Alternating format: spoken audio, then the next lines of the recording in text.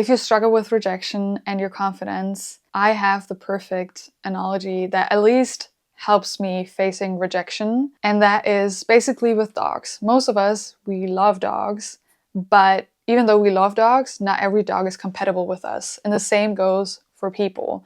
And I like to see myself as like a Malinois, which is like a Belgian Shepherd. Probably the craziest dogs you will meet that are very intelligent and can do a lot of things, but at the same time, they're not compatible with most people. And I feel like the same way because I enjoy questioning things, but I also know that a lot of people feel overwhelmed with it. And in the past, especially as a kid, I always felt like I need to put myself in like the small box to not weird people out. What I'm realizing the older I get is that there are certain spaces where you are really appreciated and you don't have to over-explain yourself in order to be seen or appreciated.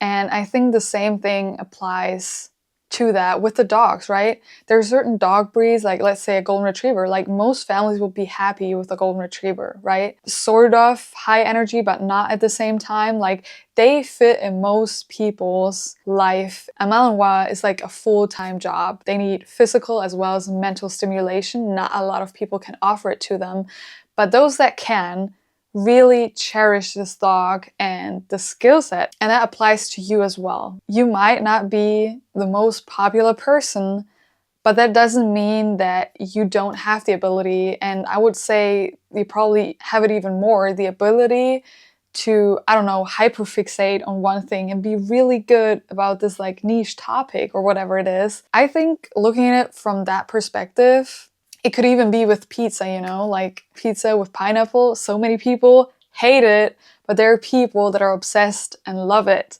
And I think the same thing applies to us.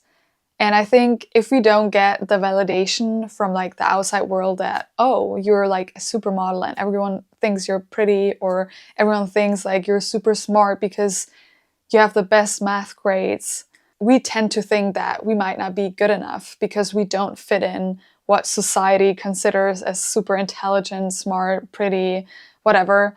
But, you know, in a different space, you're like thriving and being appreciated, and you don't actually have to convince other people that you're worth it or that you have, you know, a certain skill set, because the right people will just see it.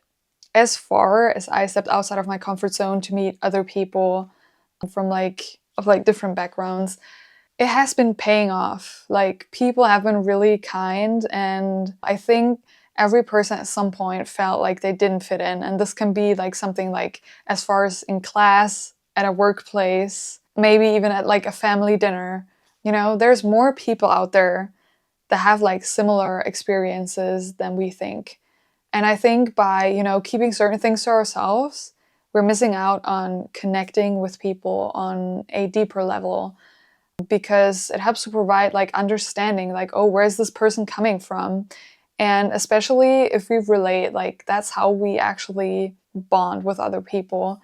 So as scary as it is, like it's always paying off to put yourself out there, and people are going to appreciate it regardless. And if they don't appreciate it, they're the wrong people. Stop being so scared to admit certain things to your friend and losing them, because this is like ideally showing you if these are the right people in the first place or not. So hope you like this video, and I'll see you in the next one. Bye bye.